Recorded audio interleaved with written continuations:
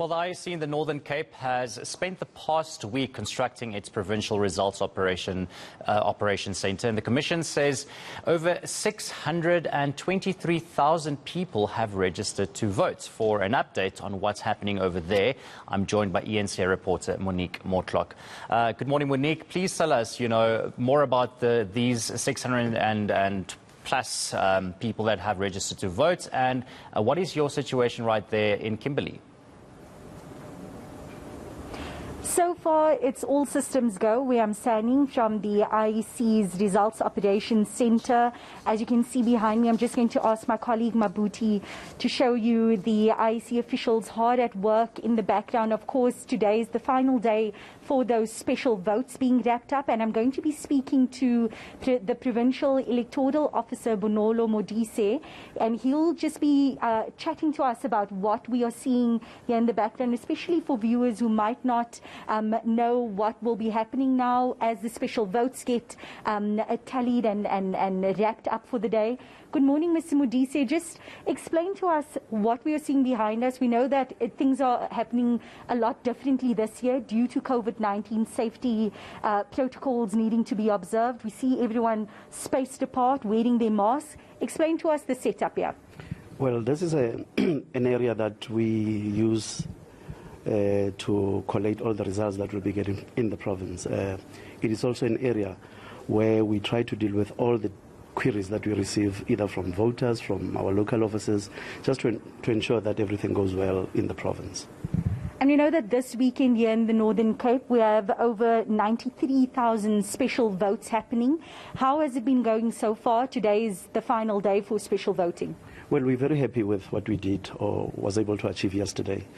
Over 60% of our home visits were conducted yesterday. That leaves us with just under 40% that we need to do today. So we are confident that by 5 o'clock, all those who had applied for home visits would have been covered.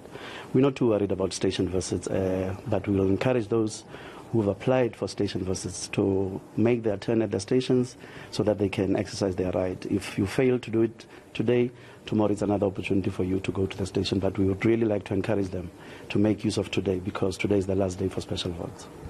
And all in all, over 623,000 people have registered to vote. Tomorrow, it's the big day. All systems go. Any final preparations still needing to be done in terms of the voting stations getting ready? Well, the only difference is that tomorrow we will open all the voting stations and there will be no home visits, as you would know. We are ready. We can't wait for tomorrow to get here so that we can open all the stations in the province and welcome those voters who want to go and cast their vote, make a change in their communities by taking part in the formation of new councils. Just a final question. Are there any hotspots here in the province that the IEC is looking at? Any stations in areas where there might be issues? Yesterday we heard from the National IEC office there are some areas where there will be extra security. Well, you would understand that communities these days, some communities, have protested about service delivery.